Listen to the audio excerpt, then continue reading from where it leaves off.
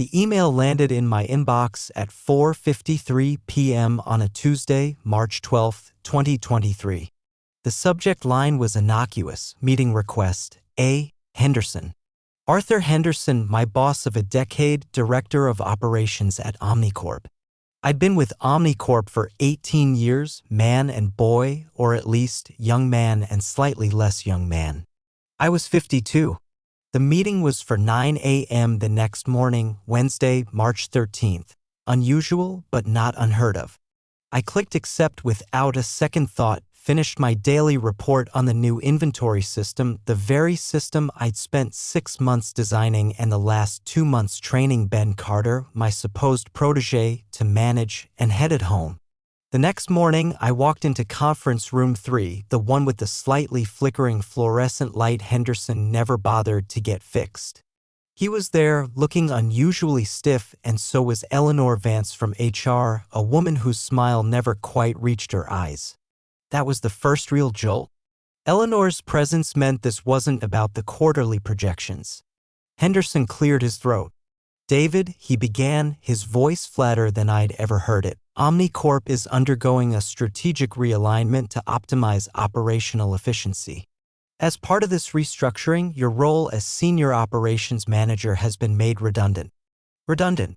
After 18 years, 2 promotions, countless late nights, and successfully navigating the company through 3 major logistical upheavals, I was redundant. He slid a folder across the table. "This contains the details of your severance package." I didn't open it. "So, Ben Carter is taking over my responsibilities then?" I asked, my voice surprisingly even. Henderson shifted in his chair. "Ben will be assuming some of the day-to-day tasks, yes. He's proven to be a quick learner." A quick learner. I'd personally drafted his training schedule, spent over 300 documented hours meticulously showing him every facet of my job, answered every question, and even shared the little tricks of the trade I'd picked up over nearly 2 decades. Henderson had insisted Ben shadow me, learn everything. "He needs to be your mirror image, David," he'd said with a hearty clap on my back just 6 weeks prior. Now I knew why. They fired me after I trained my replacement. The betrayal was a cold, hard knot in my stomach, but what Henderson and Vance didn't know, what nobody at Omnicorp knew, was that I'd been meticulously tracking everything for the past 18 months. Every email, every project, every performance review, every single promise Henderson had ever made me. And especially every detail of Ben Carter's training. My journey with Omnicorp began on a crisp autumn day, September 5, 2005. I was 34, recently married to Sarah, and eager to build a stable career. Omnicorp manufactured specialized electronic components, a solid, if unglamorous, industry. I started as an assistant logistics coordinator, a mouthful of a title for what was essentially grunt work, but I didn't mind. I was dedicated. I believed in earning my keep, in showing up early and staying late if the job required it. My first manager, a gruff but fair man named Old Mr. Peterson, used to say, "McAllister, you've got a good head on your shoulders and a work ethic to match. That'll take you far." I took his words to heart. Within 3 years, I was promoted to logistics supervisor, managing a small team. I streamlined our warehousing process, cutting retrieval times by 15%.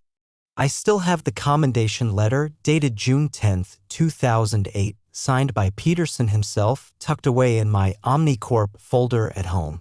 When Henderson took over as Director of Operations in 2013 after Peterson retired, things changed, but I adapted. Henderson was all about synergy and leveraging assets, corporate buzzwords that often meant more work for the same pay. But I kept my head down and did my job. I saw colleagues come and go, some chasing higher salaries, others burning out. I stayed. Omnicorp, for all its quirks, felt like a second home. My salary had grown steadily, allowing Sarah and me to buy a modest house, raise our daughter, Emily, and even start a college fund. I wasn't just an employee, I was invested. In 2017, I was promoted to Senior Operations Manager. This was a significant step, putting me in charge of the entire supply chain, from procurement to final shipment. It was challenging, demanding, but I thrived. I remember Henderson shaking my hand, saying, "David, you're the backbone of this department. Couldn't do it without you." Those words meant something to me. I genuinely believed him. My performance reviews were consistently exceeds expectations. The review from May 2022, less than a year before my dismissal, signed by Henderson, stated, "David is an invaluable asset to Omnicorp. His deep understanding of our operations, his problem-solving skills, and his commitment are exemplary." I saved a copy of that, of course. It went into the folder. I wasn't a clock watcher. When the ERP system crashed during the crucial end-of-year shipments in December 2021, I practically lived in the office for 72 hours, coordinating manual workarounds, ensuring our clients got their orders. We didn't miss a single deadline. Henderson sent out a company-wide email praising the operations team's heroic efforts, but privately he knew it was largely my doing. He promised a significant bonus, which materialized as a gift card for a steakhouse. Even then, I didn't complain. Loyalty, I figured, was a two-way street. I was loyal to Omnicorp, and I assumed, naively perhaps, that Omnicorp would be loyal to me. That stability, that sense of mutual respect, was what I valued. It formed the bedrock of my professional life. The first unsettling tremor arrived subtly, disguised as a company-wide initiative in early 2022. Henderson called it Project Evergreen, a vague plan to future-proof the company. It involved a lot of consultants wandering around, asking questions, and generating reports no one seemed to read. Around April, Henderson started making comments about needing fresh perspectives in the department about how some of our legacy systems are becoming bottlenecks. I was proud of the systems I'd built and maintained, systems that had served Omnicorp reliably for years. I offered to lead any modernization efforts. An email dated April 17, 2022 clearly stated my willingness. "Arthur, I'm keen to spearhead any system upgrades. My team and I have several ideas for improving efficiency further." His reply was noncommittal. "Thanks, David. We're still in the assessment phase." Then, in July 2022, he began diverting some of my long-standing responsibilities to younger managers in other departments, tasks I'd handled for years with proven success. He'd frame it as load balancing or cross-training opportunities for junior staff.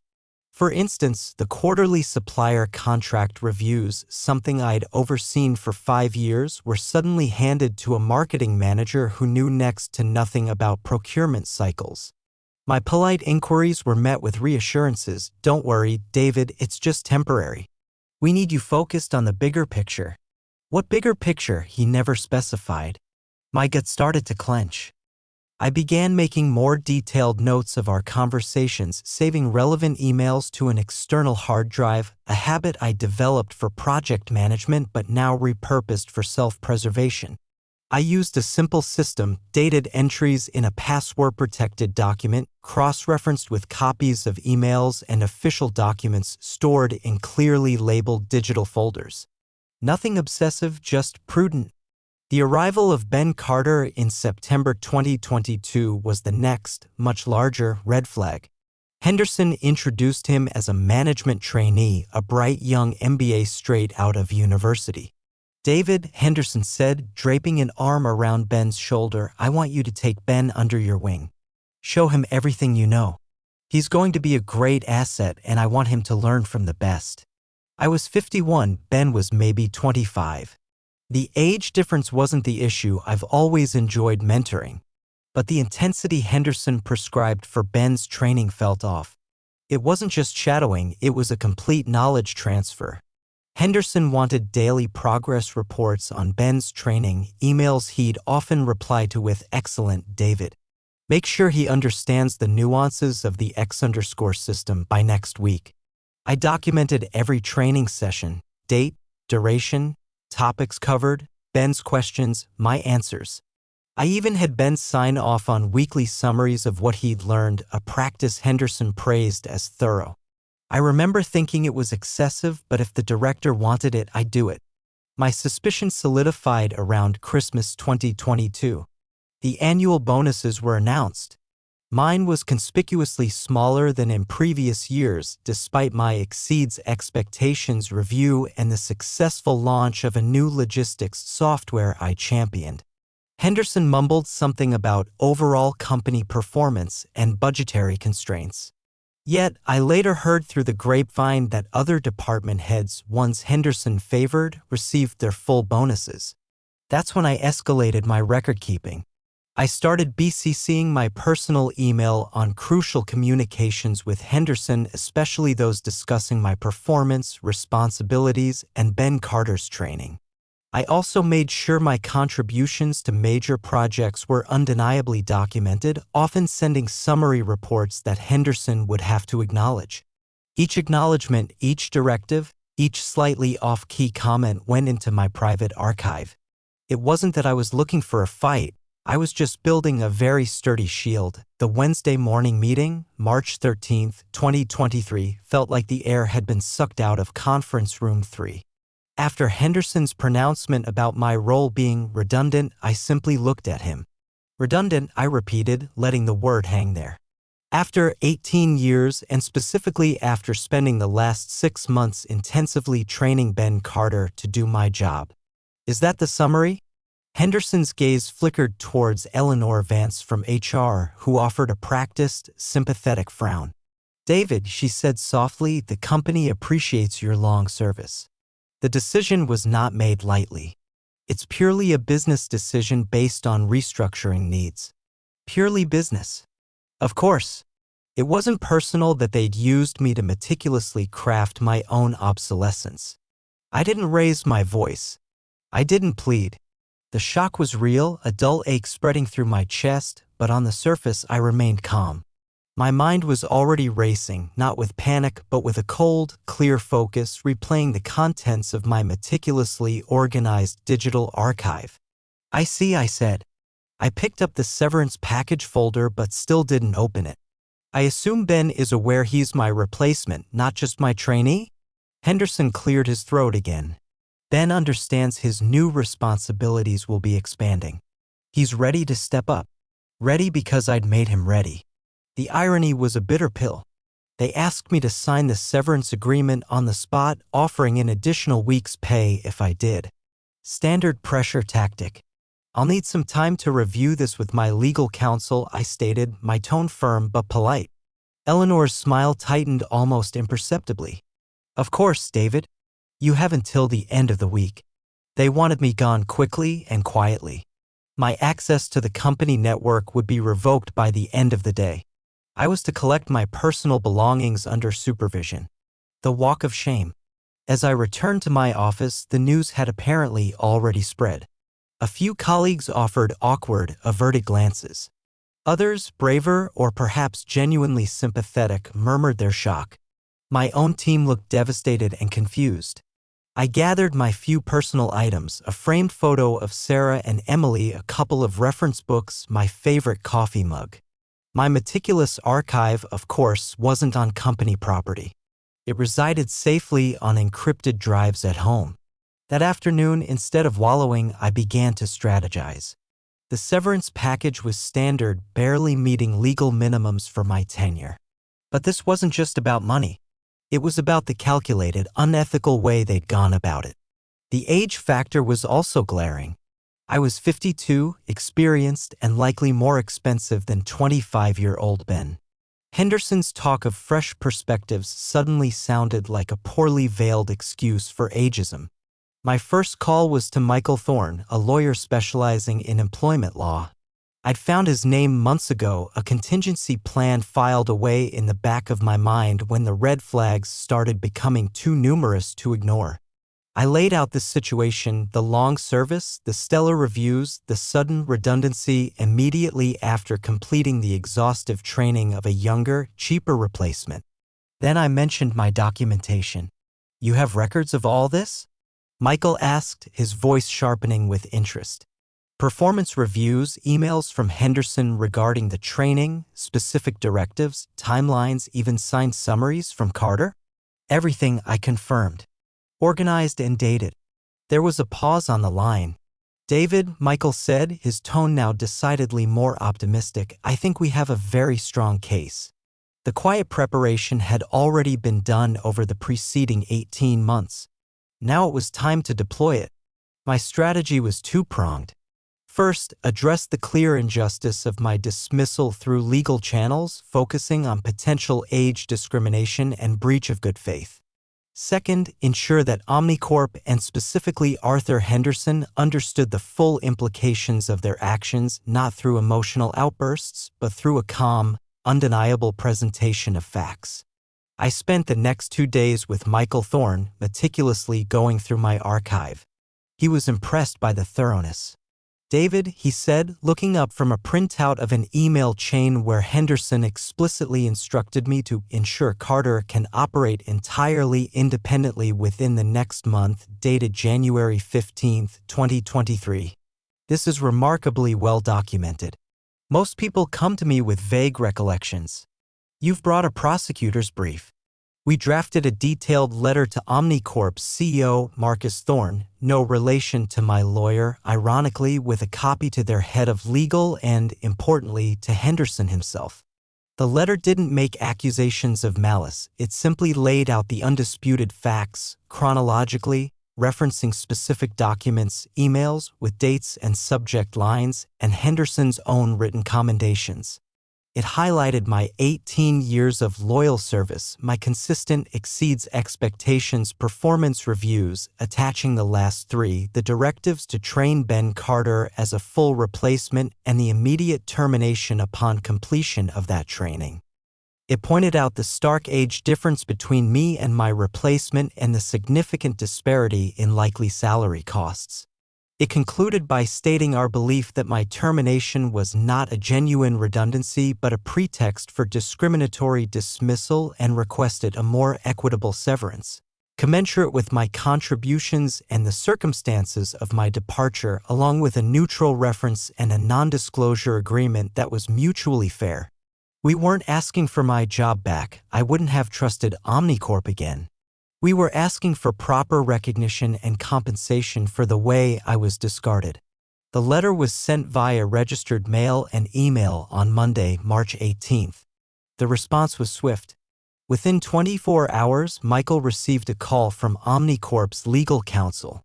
Their tone was markedly different from the perfunctory dismissal I'd received from Henderson and Vance. There was no bluster, no denial of the facts presented. They knew we had them. Henderson, I later heard, was incandescent with rage when he received his copy, not because he disputed the facts, but because his calculated maneuver had been so thoroughly exposed. He apparently couldn't believe I'd kept such detailed records. He'd underestimated the quiet, methodical man he thought he could easily dispose of.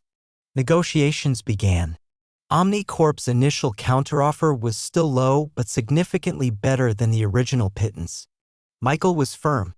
Mr. McAllister isn't just looking for a payout, he told their lawyer. He's looking for acknowledgement of unfair treatment. The documentation speaks for itself. We didn't need to threaten a lawsuit loudly, the meticulously compiled evidence did the threatening for us. They knew a public court case, with my evidence laid bare, would be a PR disaster, especially the parts about Henderson's specific instructions to train my replacement while simultaneously planning my exit. After a week of back and forth, Omnicorp blinked. The final settlement was substantially more than I had expected. It included a severance payment equivalent to 18 months' salary, full continuation of health benefits for that period, a glowing letter of reference which Michael ensured was genuinely positive and detailed, and a mutually agreed upon non-disclosure agreement. They even agreed to pay my legal fees. On April 5, 2023, I signed the agreement. There was no dramatic courtroom scene, no public shaming. Just the quiet, satisfying click of justice falling into place, achieved through diligence and foresight. Henderson, I was told, was subject to an internal review regarding his management practices. While he wasn't fired, his wings were clipped considerably and his reputation within Omnicorp was permanently damaged. He had tried to save the company a relatively small amount of money by unethically ousting a loyal, senior employee. Instead, his actions cost them far more, both financially and in terms of internal trust. The settlement check cleared a week later. Seeing that sum in my bank account wasn't a moment of triumphant glee, but one of profound relief and a quiet sense of vindication. The money was, of course, significant. It provided a substantial cushion, alleviating any immediate financial anxieties Sarah and I might have had. It bought me time, the most precious commodity. But more than the money, it was the acknowledgement, however reluctant, from Omnicorp that they had wronged me. My name was cleared, my departure framed not as a redundancy reflecting poorly on me, but as a corporate misstep they had paid to rectify. The weeks following the settlement were a period of adjustment. For the first time in 18 years, I didn't have to set an alarm for 6 a.m., didn't have a commute, didn't have endless meetings and deadlines. It was disorienting at first, like stepping off a fast-moving train. Sarah was incredibly supportive. "You handled that with such dignity, David," she said one evening. "You didn't let them break you." Emily, home from her first year at university, was indignant on my behalf but also proud. "Dad, you totally owned them, but like, professionally," she'd said, which I took as high praise. I didn't rush into finding another job. The experience with Omnicorp had been a wake-up call. My loyalty had been exploited, my dedication taken for granted. I realized I needed to find something that valued not just my skills, but also my integrity. I spent a few months decompressing. I worked on the garden, tackled those DIY projects around the house I'd been putting off for years, and reconnected with old friends. I also started doing some freelance consulting for smaller businesses, helping them streamline their operations. My expertise was still valuable, and I found I enjoyed the autonomy and the variety of work. There was no Henderson looking over my shoulder, no corporate politics to navigate. About 6 months after leaving Omnicorp, I was approached by a former colleague who had started his own logistics company. He'd heard about what happened. The corporate world is a surprisingly small place, and he was impressed by how I'd handled it.